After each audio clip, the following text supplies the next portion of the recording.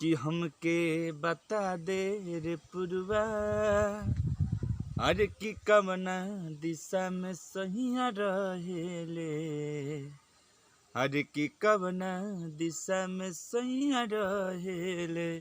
नमस्कार प्रणाम रउरा सबके छोट भाई अलबेला अशोक बतावल चाहता नहीं कि एगो हमारा भाई के न्यूज़ बा चैनल मनमोही न्यूज़ भोजपुरी। तो रउरा सबसे विनती बा कि ये चैनल के खोली जाए यूट्यूब पर, सब्सक्राइब और जौन घंटी वाला घंटी के दबावल करें, काहे कि घंटी के दबाम तले मैसेज पहुँची रउरा सबके।